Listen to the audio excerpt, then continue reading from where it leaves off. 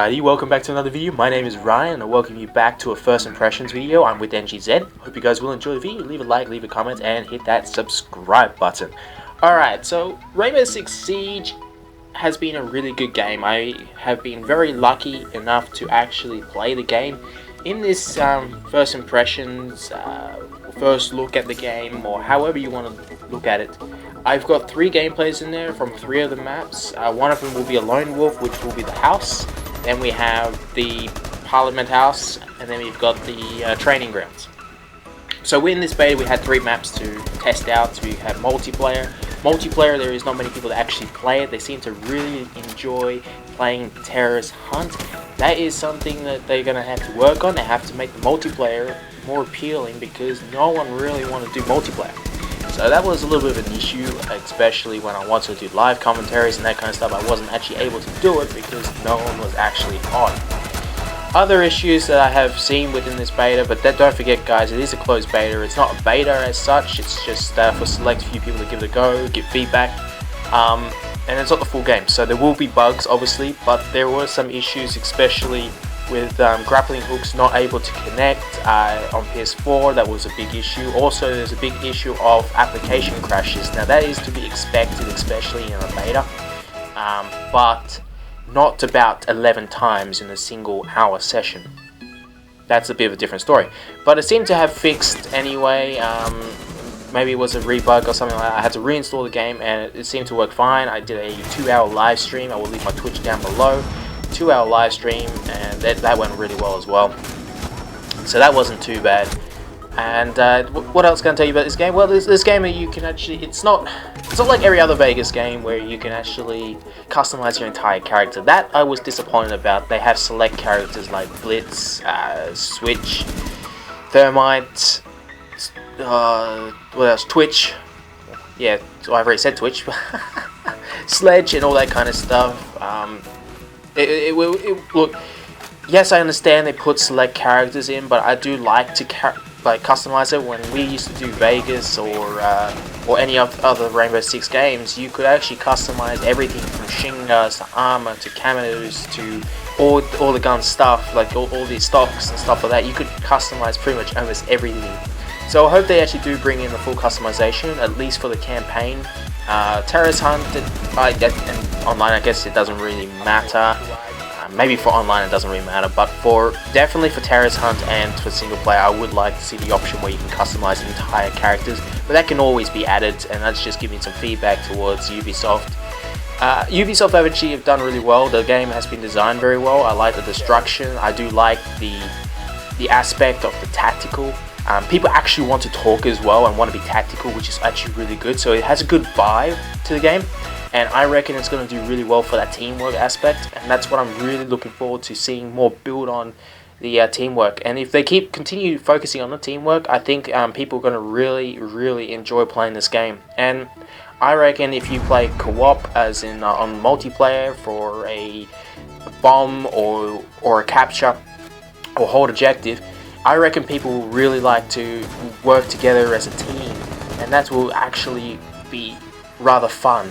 So that's what I've taken on from the game. It really does revolve around a team. I would suggest getting some friends or some buddies to jump on the game and give it a crack. The beta has been a lot of fun. I've played now a lot of time on it, and I'm about to rank 10.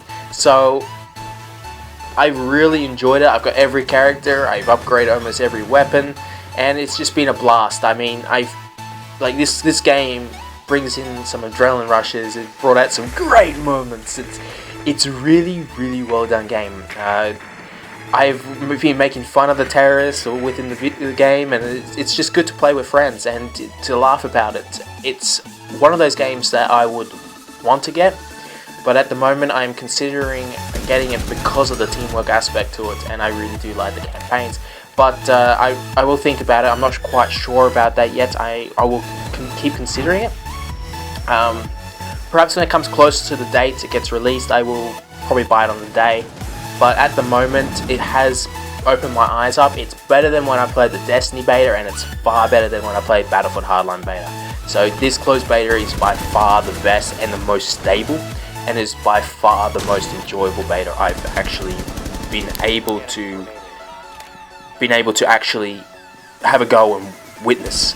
And it's definitely something I would like to do more often, find more closed betas and alphas and actually give them a wide crack.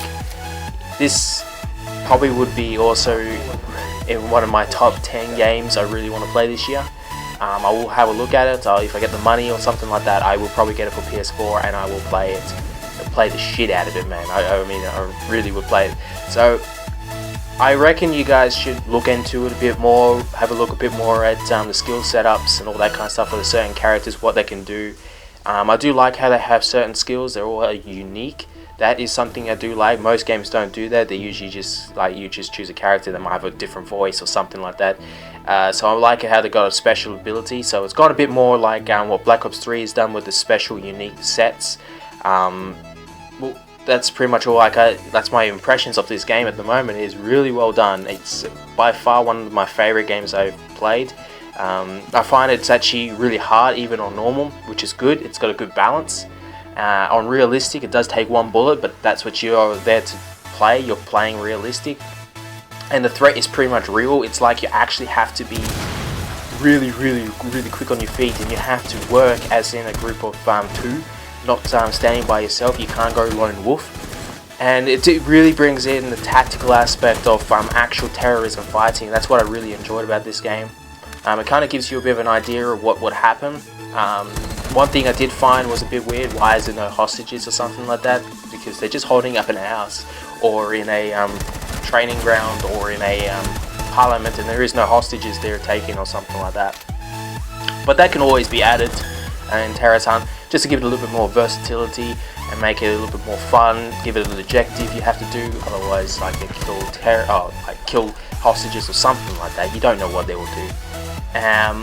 I do like the bunch of classes. They were great. I think my favorite one is actually what's his name?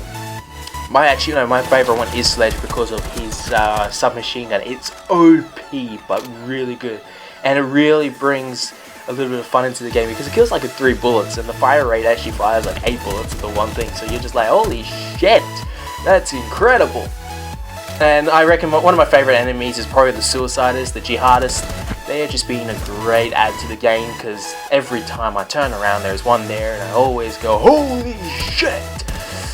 I always have some great reactions. It's just been a really fun game, and I hope you guys do like my first impressions. If you did, leave a like, leave a comment, and hit that subscribe button if you really did enjoy. And I hope to bring some more gameplay out, and I hope you guys will enjoy that. I'll see you all next time. I'm Ryan.